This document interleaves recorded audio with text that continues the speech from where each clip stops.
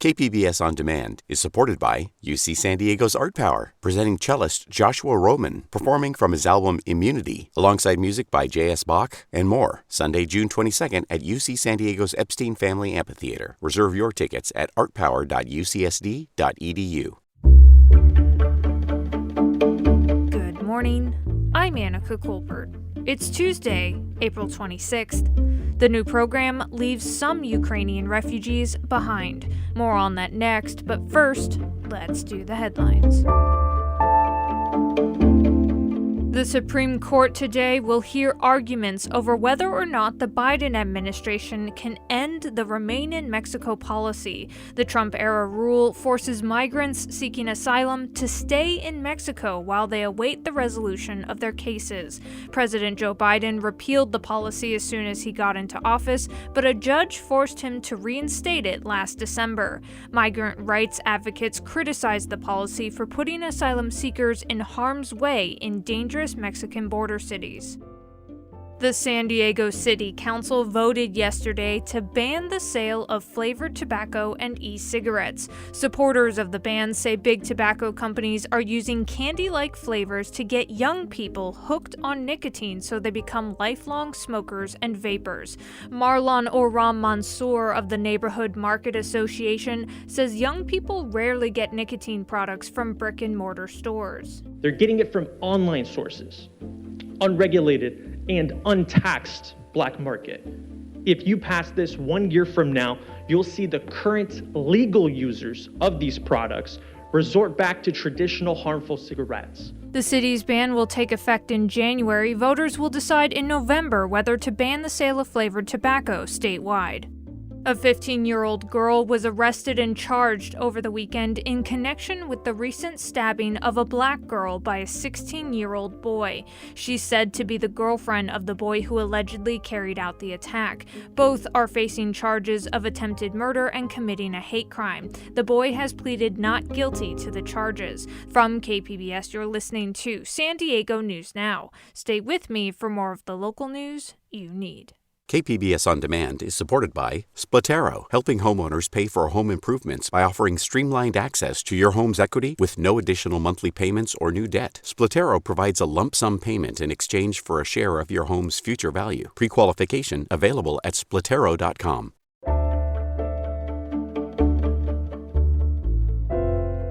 Monday marked the beginning of the Biden administration's Uniting for Ukraine program.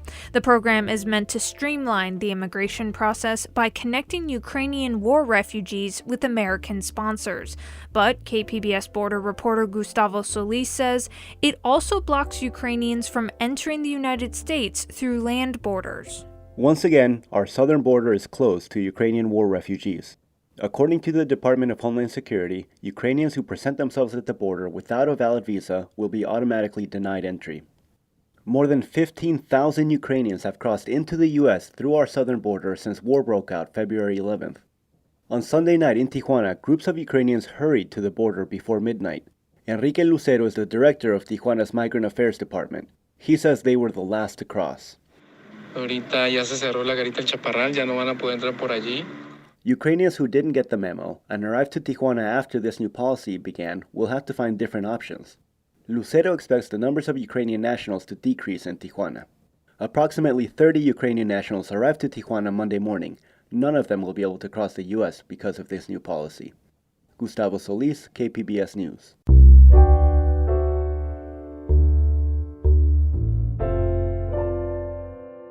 The federal case involving the largest contracting scandal in Navy history has hit a legal snag that could trigger a mistrial. KPBS military reporter Steve Walsh says the defense is questioning the government's conduct. The case of the man dubbed Fat Leonard has been going on for nearly a decade. Malaysian contractor Leonard Francis has long since been convicted of bribing dozens of high-ranking officers to win the Navy's business throughout the Western Pacific. The last 5 officers indicted in the case have been on trial in San Diego for 9 weeks. Late last week, the trial paused after the defense accused prosecutors of not properly disclosing an interview with a sex worker who said she did not sleep with one of the officers. Monday, the defense questioned whether Filipino sex workers were improperly offered money to testify during the trial. Judge Janice San Marentino indicated that she's open to a defense request to require prosecutors to take the stand. Steve Walsh, KPBS News. The San Diego Union High School District superintendent is speaking out after being placed on administrative leave late last week. She spoke to KPBS education reporter MG Perez about her racially biased comments. Dr. Cheryl James Ward admits she was wrong. She's apologized, and now she's determined to keep her job as leader of the San Diego Union High School District. Comments made about Asian families at a district meeting on diversity, equality, and inclusion have received tremendous backlash, with calls for her resignation. Ward has been made a financial offer to resign. She says she will not, and will sue the district for wrongful termination if the board fires her. I apologize for the hurt that came out of that. It was never meant to hurt. It was out of a pure heart, a good heart. Ward also has a mountain of support from parents and community members who believe she is remorseful and valuable to the district's growth, deserving of a second chance. MG Perez, KPBS News. Coming up, the Navy's COVID-19 vaccine policy has some religious advocates worried. I think the process itself is causing a significant part of the problem. But the big problem is that nobody's getting granted. Nobody's getting granted. We'll have that story and more next, just after the break.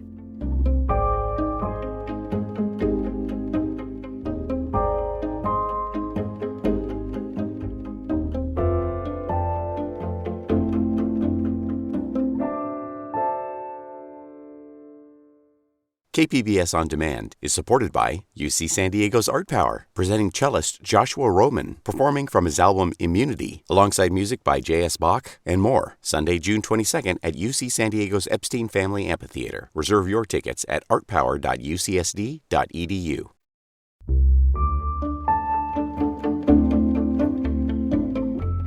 The military is taking a hard line on troops seeking religious exemptions to the COVID-19 vaccine mandate. It's granted few exemptions and asked the courts to uphold its policy of discharging service members who refuse the vaccine. KPBS military reporter Steve Walsh says advocates worry that the Pentagon's position could make it harder for other troops who seek different kinds of religious accommodations. Petty Officer First Class Jawaria Webb joined the Navy after September 11, 2001.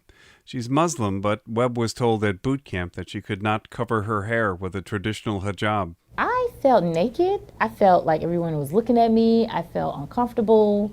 But it took time for me to get used to it.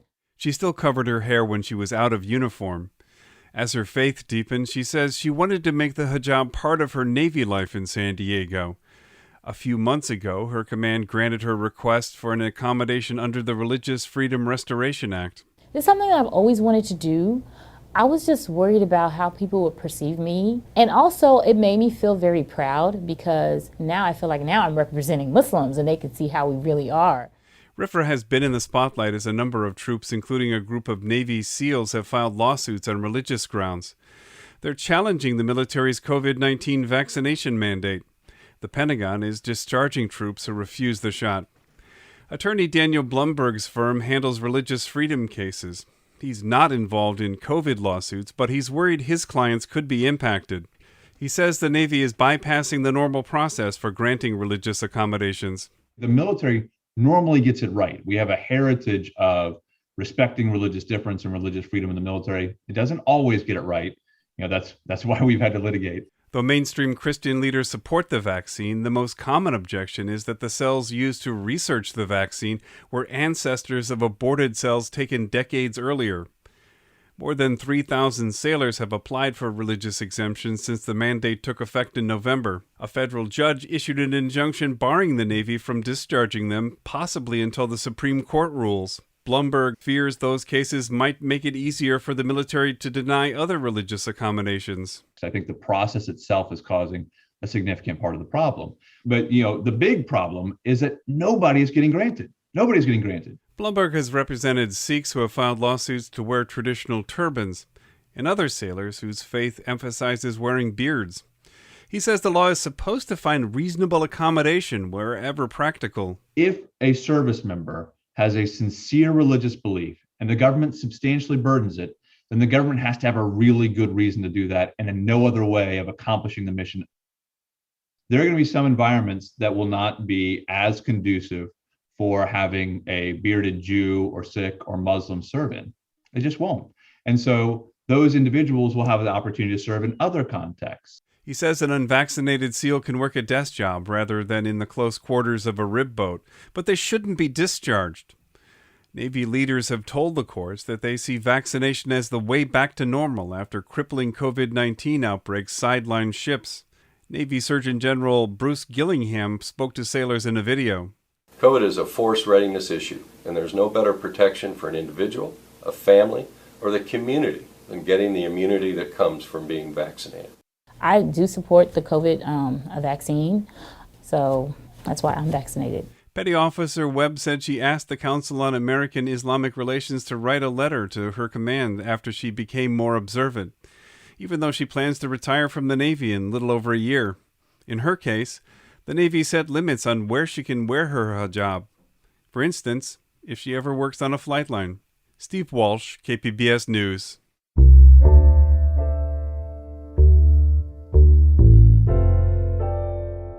Environment California says the nation has enough solar power capacity to keep the lights on in 16% of the country's homes. San Diego continues to be a leader in that effort.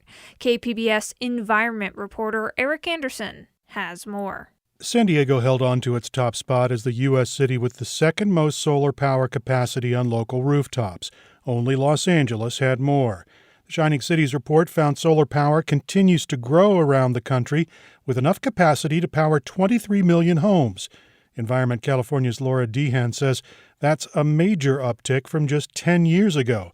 And she says California continues to lead the way. Here in California, we now have over 10 gigawatts of rooftop solar capacity, which is really tremendous. That's about a quarter of our overall electric use, on any given day. San Diego ranks third among 19 cities that have more than 100 watts of rooftop solar generating power for each resident.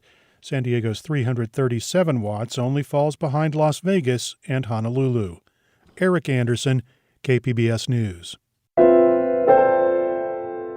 Public transit is about to be a lot more accessible for young people in San Diego. KPBS Race and Equity reporter Christina Kim has more. Beginning on May 1st, all youth in San Diego County under the age of 18 will be able to ride public transit for free as part of a new Sandag Youth Opportunity Pass pilot program. It's something community advocates at Mid-City CAN have long been fighting for, including Ana Gonzalez. As a mother of 3 kids, all under 18 in San Diego's City Heights neighborhood, she says the program will be a big help. So sometimes if I'm working, so they can take public transportation and I don't be worried about if they have money or not, or if I have the time to take them to those activities. With inflation and gas prices at 40-year highs, she says the program will benefit everyone in San Diego. I see this as a big win for all the students, because sometimes people can believe that it's only for low-income students, but no, this is for all students in San Diego. Mid-City CAN is hosting a celebration on Tuesday at 5:30 p.m. at the City Heights Public Library to help families sign up for a Youth Pronto account and learn more about the program. Christina Kim, KPBS News. And that's it for the podcast today. As always, you can find more San Diego news online at kpbs.org. I'm Annika Colbert. Thanks for listening and have a great day.